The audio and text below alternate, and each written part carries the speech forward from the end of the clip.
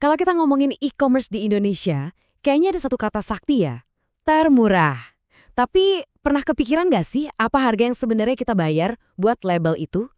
Nah, kali ini kita bakal bongkar dilema yang dihadapi setiap penjual dan juga pembeli online di Indonesia. Sebuah pilihan yang dampaknya, wah, jauh lebih besar dari sekedar isi keranjang belanja kita. Oke, kita mulai dari pertanyaan yang nusuk banget ini, langsung dari sumbernya. Ini bukan cuma pertanyaan bisnis biasa, ini tuh kayak teguran. Mau sampai kapan? Pertanyaan ini nunjukin ada rasa lelah, rasa putus asa, ama perang harga yang kayaknya nggak ada ujungnya. Ini suara langsung dari medan perang e-commerce, dan ini jadi titik awal kita buat menelusuri masalah ini lebih dalam.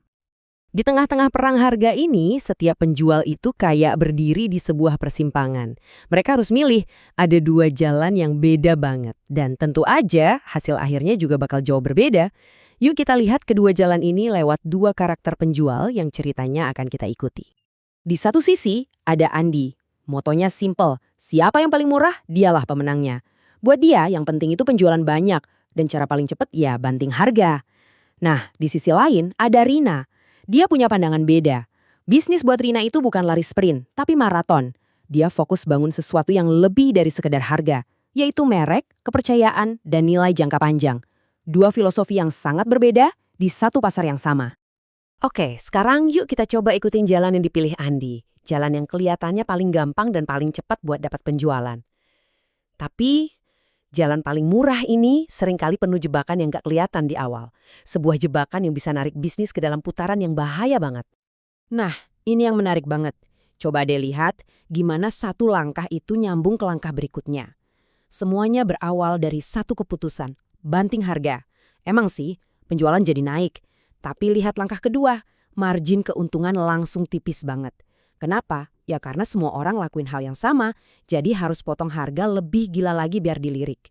Biar bisa bertahan, Andi harus cari cara neken biaya. Disinilah langkah ketiga kejadian.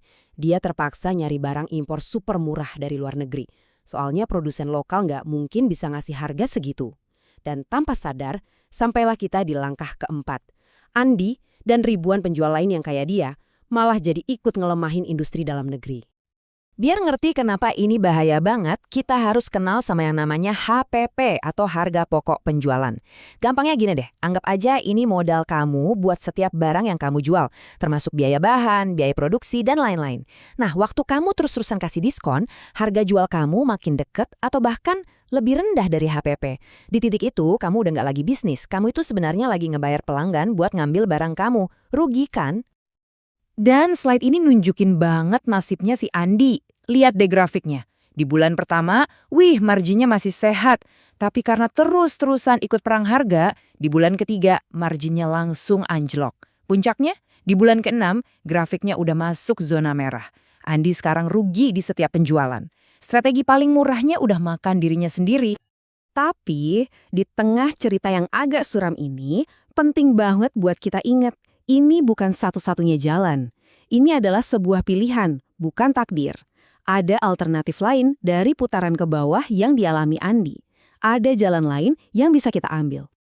Oke, sekarang kita pindah haluan. Kita lihat gimana si Rina main di pasar yang sama.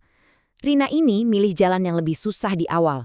Jalan yang nggak ngasih kepuasan instan. Dia lebih milih buat membangun nilai, bukan sekedar jualan pakai diskon. Kutipan ini benar-benar nangkep inti dari cara pikirnya Rina. Membangun bisnis yang awet itu butuh proses, butuh sabar. Ini bukan soal kebelet kaya. Ini pengingat kalau fondasi yang kuat itu nggak bisa dibangun semalaman cuma dengan obral dan diskon. Ada proses yang harus dihargai.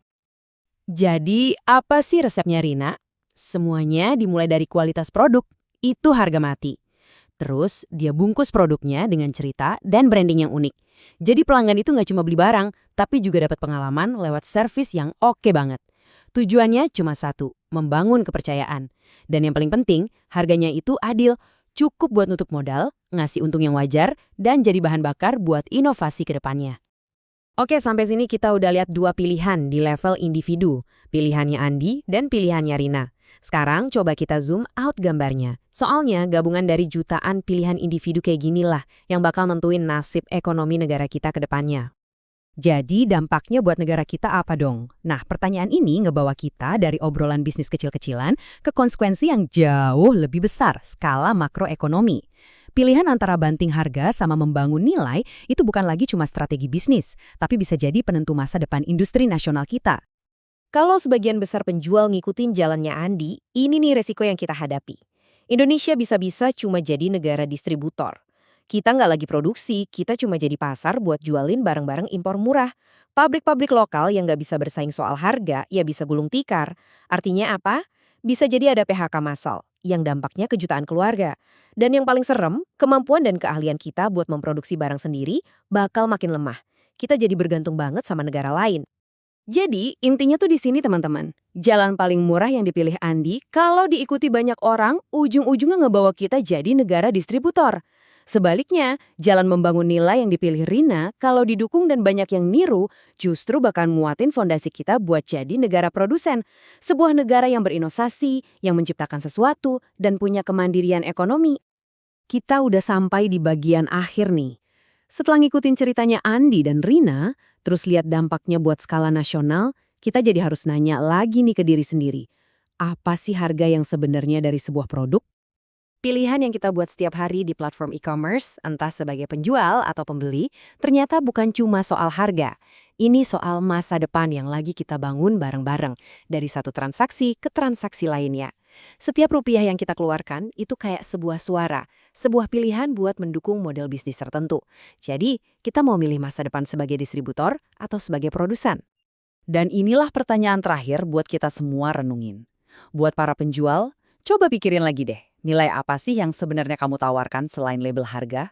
Dan buat kita semua sebagai konsumen, nilai apa yang kita cari dan kita dukung pas belanja?